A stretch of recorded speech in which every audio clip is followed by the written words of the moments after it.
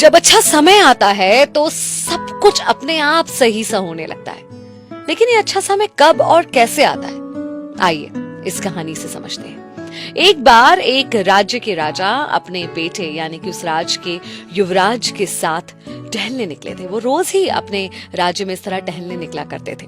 उन्होंने देखा कि एक गरीब ब्राह्मण वहां खड़ा हुआ था और भीख मांग रहा था। युवराज को उस ब्राह्मण पर दया आ गई। उसकी हालत जानकर उन्होंने सोने की मुद्राओं से भरी हुई एक थैली उस गरीब ब्राह्मण को दे दी। ब्राह्मण कृतज्ञ हुआ, धन्यवाद बोला, बहुत खुश होकर अपने घर की ओर जा रहा था। अपने सुनहरे भविष्य के सपने अपनी आंखों में लिए कि अब सब कुछ ठीक हो जाएगा, कोई दिक्कत नहीं रहेगी। लेकिन उसका दुर्भाग्य उसके साथ था। एक लुटेरा आया और उसके हाथ से वो धन से भरी हुई थैली लूट कर ले गया।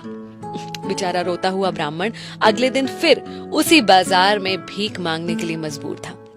जब राजा जी युवराज के साथ वापस वहां आए और युवराज ने फिर से उसे भीख मांगते हुए देखा तो उससे कारण पूछा कि कल ही तो मैंने तुम्हें इतनी सारी स्वर्ण मुद्राएं दी थी।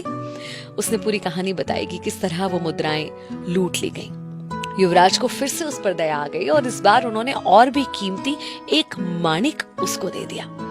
बहुत खुश हुआ वो ब्राह्मण, अपने घर की ओर गया और उसने कहा कि इसे तो मैं बहुत संभाल के रखूंगा। तो एक पुराना जो घड़ा था घर का जिसे कोई इस्तेमाल नहीं करता था, उसमें उसको छुपा करके रख दिया। लेकिन भाग्य की बात देखिए, उसकी पत्नी जो नदी में पानी लेने के लिए मटका लेकर निकली थी, रास्ते में उसका मटका फूट गया।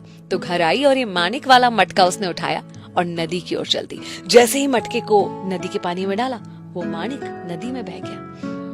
वो अपने दुर्भाग्य को कोसता हुआ अगले दिन फिर से उसी बाजार में भीख मांगने को फिर मजबूर था। तीसरे दिन फिर राजा और युवराज ने उसे देखा और इस बार जब युवराज ने उसकी कहानी जानी तो वो बहुत हताश हुए। उन्हें समझ नहीं आया कि क्या करूं मैं इसके लिए। तब राजा जी ने कहा कि जब इसका सही समय आएगा तब इसके साथ अपने आप सब अच्छा होने लगेगा। और ये कहते हुए राजा ने उस ब्राह्मण के हाथ में मात्र 2 पैसे दे दिए। अब उस ब्राह्मण ने वो पैसे ले तो लिए, लेकिन मन ही मन सोचा था कि राजा जी ने मुझे इतना तुच्छ दान क्यों दिया। वो ऐसा सोच ही रहा था कि इतने में उसने देखा कि मछुआरे ने एक मछली पकड़ रखी है। वो मछली जो पानी में जाने के लिए तड़प रही है और उस ब्राह्मण को उस मछली पर दया आ गई।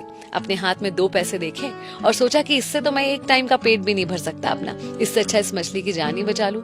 मछुआरे से मछली का सौदा कर लिया, अपने कमंडल में मछली को डाला और नदी में मछली को डालने के लिए चल पड़ा। और उसी समय मछली के मुंह से कुछ निकला। जानते हैं वो क्या था? मछली के मुंह से वही कीमती माणिक निकला जो नदी में गिर गया था। वो बहुत खुश होकर मिल गया ऐसे चिल्लाने लग गया। और कोइंसिडेंसली उसी वक्त वो लुटेरा वहां से गुजर रहा था जो उससे सोने की अशर्फियों से भरी हुई थैली ले गया था। उसे लगा कि ये मुझे देखकर कह रहा है मिल गया और अभी मेरी शिकायत राजा से कर देगा। आया, हाथ पैर जोड़ने लगा और माफी मांगते हुए वो अशर्फियों से भरी हुई थैली भी उसे लौटा दी। उसके जीवन में अपने आप सब अच्छा हो गया। इस बात को जानने के बाद राजा ने युवराज को समझाया कि जब तुमने उसको सोने की अशर्फियां दी थी और माणिक दिया था तब वो सिर्फ अपने बारे में सोच रहा था, लेकिन जब मैंने उसे 2 पैसे दिए तो वो अपने बारे में नहीं बल्कि उस मछली की जिंदगी को बचाने के बारे में सोच रहा था। जब आप दूसरे के बारे में सोचते हैं तब आप ईश्वर का काम कर रहे होते हैं, और जब आप ईश्वर का काम कर रहे होते हैं तो उसकी सारी सुप्रीम पावर, सारी शक्तियां आपके साथ होती हैं, समय आपके साथ होता है और भाग्य आपके साथ होता है। तो निश्चल रूप से बिल्कुल निस्वार्थ होकर दूसरे के बारे में सोच कर देखिए, चमत्कार आप खुद देखेंगे। 94.3 माय एफएम से मैं हूँ विनी। चलो आज कुछ अच्छा सुनते हैं। चलो आज कुछ अच्छा सुनते हैं।